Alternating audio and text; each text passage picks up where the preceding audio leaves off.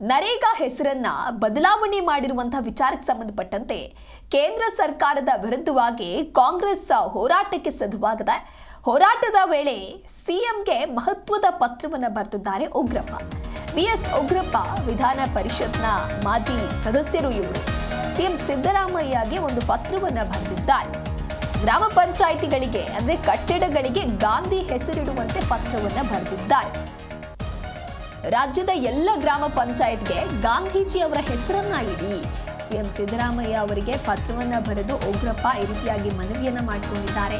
ನರೇಗಾ ಹೆಸರು ಬದಲಾವಣೆ ಮಾಡಿರುವಂತಹ ವಿಚಾರಕ್ಕೆ ಸಂಬಂಧಪಟ್ಟಂತೆ ಕೇಂದ್ರದ ನಿರ್ಧಾರದಿಂದ ಸರ್ಕಾರ ಇದಕ್ಕೆ ಯಾವ ರೀತಿಯಾದಂತಹ ಆಕ್ರೋಶವನ್ನ ವ್ಯಕ್ತಪಡಿಸಿತು, ದೊಡ್ಡ ಮಟ್ಟದಲ್ಲಿ ಯಾವ ರೀತಿಯಾಗಿ ಹೋರಾಟಕ್ಕೆ ಮುಂದಾಗಿದೆ ಅನ್ನುವ ಎಲ್ಲ ವಿಚಾರವೂ ಕೂಡ ಗೊತ್ತಿದೆ. ಈ ಬೆನ್ನಲ್ಲೇ ಸಿಎಂ ಸಿದ್ದರಾಮಯ್ಯನವರಿಗೆ ಈ ರೀತಿಯಾದಂತಹ ಪತ್ರವನ್ನ ಬರೆಯಲಾಗಿದೆ.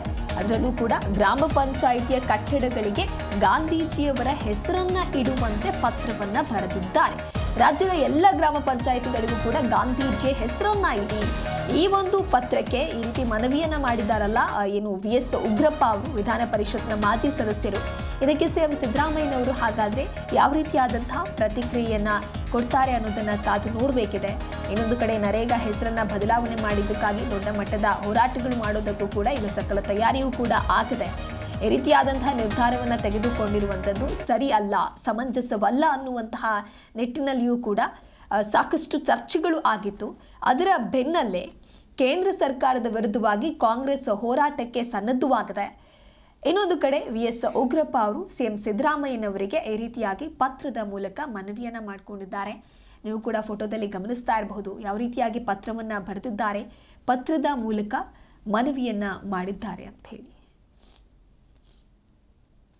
ಸಿಎಂ ಸಿದ್ದರಾಮಯ್ಯಗೆ ಪತ್ರವನ್ನು ಬರೆದಿದ್ದಾರೆ. ಒಂದು ಪತ್ರವನ್ನು ನೀವು ಕೂಡ ಗಮನಿಸ್ತಾ ಇರಬಹುದು. ಸಿದ್ದರಾಮಯ್ಯನವರಿಗೆ ಬರೆದಿರುವಂತಹ ಪತ್ರ ಇದು.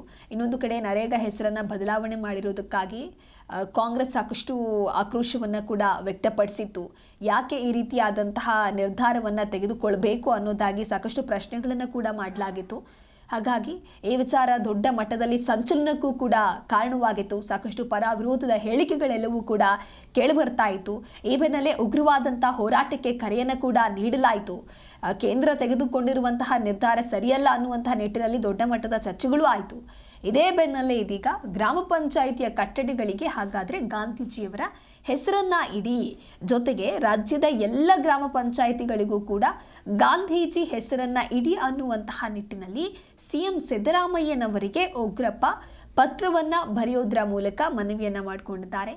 ಇನ್ನು ಎಸ್ ಉಗ್ರಪ್ಪ ಬರೆದಿರುವಂತಹ ಪತ್ರ, ಹೋರಾಟದ ವೇಳೆ ಸಿಎಂ ಮಹತ್ವದ ಪತ್ರವನ್ನ ಸಿಎಂ ಸಿದ್ದರಾಮಯ್ಯನವರಿಗೆ ಉಗ್ರಪ್ಪ ಅವರು ಬರೆದಿದ್ದಾರೆ.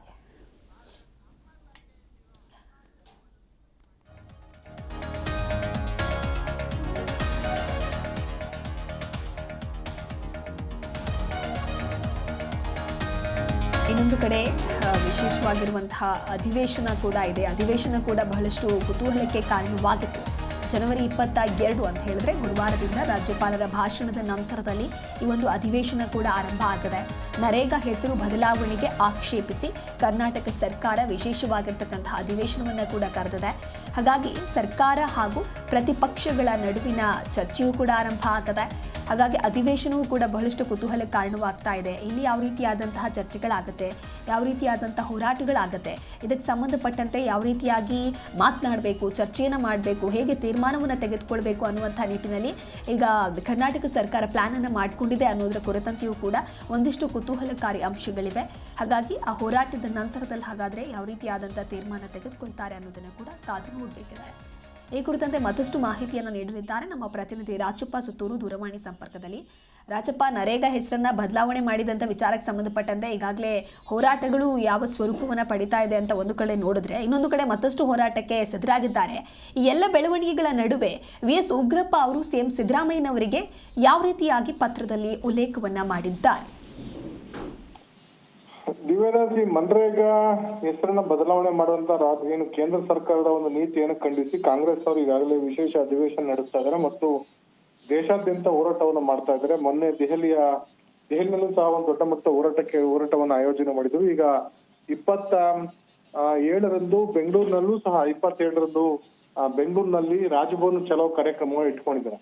ಈ ನಡುವೆ ರಾಷ್ಟ್ರಪಿತ ಮಹಾತ್ಮ ಗಾಂಧಿ ಅವರ ಹೆಸರನ್ನ ಬದಲಾವಣೆ ಮಾಡೋದಕ್ಕೆ ಆಕ್ರೋಶಗೊಂಡಿರುವ ಕಾಂಗ್ರೆಸ್ ನಾಯಕರು ನಿರಂತರವಾಗಿ ಹೋರಾಟವನ್ನು ರೂಪಿಸ್ತಿದ್ದಾರೆ. ಹೀಗಾಗಿ ಕೇಂದ್ರ ಸರ್ಕಾರ ಹೆಸರನ್ನ ಬದಲಾವಣೆ ಮಾಡಿದ ಮಹಾತ್ಮ ಗಾಂಧಿ ಅವರ ಹೆಸರನ್ನ ಅಳಿಸ್ಲಿಕ್ಕೆ ಸಾಧ್ಯವಿಲ್ಲ, ಅವರ ಹೋರಾಟ ಮತ್ತು ಅವರ ತ್ಯಾಗ ಮತ್ತು ಬಲಿದಾನಗಳನ್ನ. ಹೀಗಾಗಿ ಅವರ ವೈಚಾರಿಕತೆ, ಅವರ ತತ್ವ, ಅವರ ವಿಚಾರಧಾರೆಗಳನ್ನ ಮುಂದುವರ್ಸ್ಕೊಂಡು ಹೋಗ್ಲಿಕ್ಕೋಸ್ಕರ ಕರ್ನಾಟಕ ರಾಜ್ಯ ಸರ್ಕಾರ ಈ ಒಂದು ಎಲ್ಲಾ ಗ್ರಾಮ ಪಂಚಾಯತಿ ಕಚೇರಿಗಳ ಹೆಸರನ್ನ ರಾಷ್ಟ್ರಪಿತ ಮಹಾತ್ಮ ಗಾಂಧಿ ಗ್ರಾಮ ಪಂಚಾಯತಿ ಕಚೇರಿ ಅಂತ ಹೆಸರನ್ನ ಬದಲಾವಣೆ ಮಾಡಬೇಕು ಅಂತ ಮಾಜಿ ಸಂಸದ ಮತ್ತು ವಿಧಾನ ಪರಿಷತ್ ಸದಸ್ಯ ಕಾಂಗ್ರೆಸ್ ಪಕ್ಷದ ಲೀಗಲ್ ಅಡ್ವೈಸರ್ ಆಗಿರುವಂತ VS ಉಗ್ರಪ್ಪನವರು ಮುಖ್ಯಮಂತ್ರಿಗೆ ಪತ್ರವನ್ನು ಬರೆದಿದ್ದಾರೆ.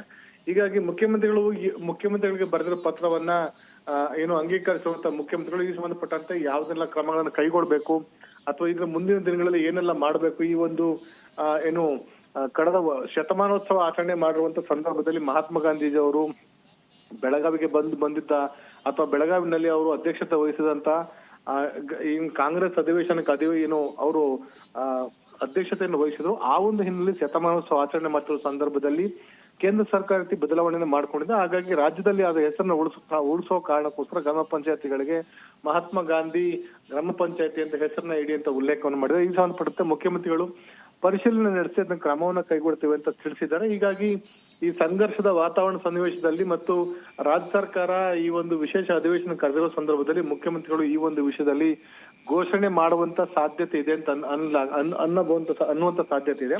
ಹೀಗಾಗಿ ಉಗ್ರಪ್ಪನ ಪತ್ರವನ್ನ ಮುಖ್ಯಮಂತ್ರಿಗಳು ಪರಿಶೀಲನೆ ನಡೆಸಿ ಅಧಿಕಾರಿಗಳಿಗೆ ಕಳಿಸ್ಕೊಟ್ರೆ ಈ ಬಗ್ಗೆ ಪರಿಶೀಲನೆ ನಡೆಸಿ ಒಂದು ವೇಳೆ ಹೆಸರನ್ನು ಬದಲಾವಣೆ ಮಾಡ್ಲಿಕ್ಕೆ ಅವಕಾಶ ಇದ್ರೆ ಮಾಡಿ ಅಂತ ಸೂಚನೆ ಕೊಟ್ಟಿದ್ದಾರೆ. ಹೀಗಾಗಿ ಇನ್ನೂ ಒಂದು ವಾರಗಳ ಕಾಲ ಅಧಿವೇಶನ ಇದೆ. ಆ ಸಂದರ್ಭದಲ್ಲೂ ಸಹ ಇವರು ಘೋಷಣೆ ಮಾಡುವಂತ ಸಾಧ್ಯತೆ ಇದೆ. ದಿವ್ಯದಾಸ್,